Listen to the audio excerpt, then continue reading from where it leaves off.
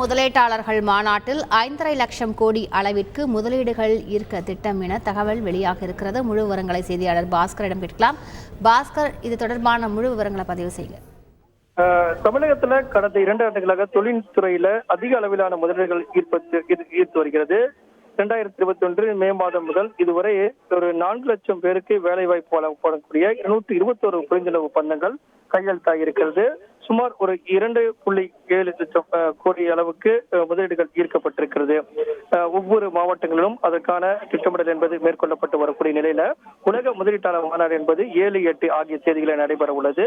இலக்கு என்பது $1 டிரில்லியன் பொருளாதார இலக்கை நோக்கித்தான் அந்த மாநாடு என்பது பயணிக்கிறது. முதலீடுகள் அதிகம் ஈர்க்கப்படக்கூடிய வாய்ப்பு இருக்கிறது. மாநிலத்தில் இருக்கக்கூடிய பெருந்தொழில்கள், சிறு தொழில் நிறுவனங்கள், புத்தொழில் ஆகியவற்றை முதலீட்டாளர்களுடன் உலக சந்தையுடன் இணைக்க இது பெரிய ஒரு வாய்ப்பாக அமையும்.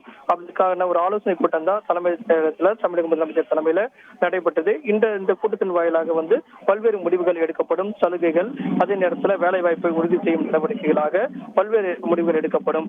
America, German, France, Japan, Taiwan உள்ளிட்ட பல நாடுகளினுடைய முன்னணி நிறுவனங்கள் இந்த உலக முதலீட்டாளர் மாநாட்டில் பங்கேற்கக்கூடிய வாய்ப்பு இருக்கிறது. அதன் அடிப்படையில் அந்த $1 டிரில்லியன் என்பது முதலீட்டுக்கான இலக்காக இருக்கிறது. அதன் மூலமாக 5 லட்சம் கோடி அளவுக்கு முதலீடுகள் ஈர்க்கப்படக்கூடிய வாய்ப்பு இருக்கிறதாகவே தொழில்துறை வட்டாரங்கள் தெரிவிக்கின்றன.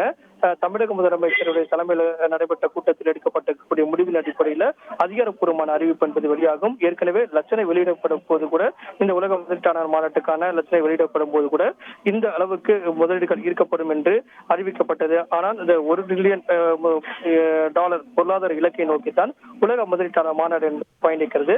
அதிகாரப்பூர்வமான எத்தனை புரிந்துணர்வு ஒப்பந்தங்கள், அதே நேரத்தில் எவ்வளவு முதலீடுகள், எவ்வளவு வேலை வாய்ப்பு என்பது ஜனவரி 8ஆம் தேதி நடைபெறக்கூடிய இறுதி அந்த கூட்டத்தின் வாயிலாகத்தான் தெரிய வரும். அதுவரை அதிகாரப்பூர்வமான அறிவிப்பு என்பது அப்போது வெளியாகக்கூடிய வாய்ப்பு உள்ளது. முழு விவரங்களுக்கு நன்றி பாஸ்கர். செய்திகளை உடனுக்குடன் தெரிந்து கொள்ள உடனே சப்ஸ்கிரைப் பண்ணுங்க.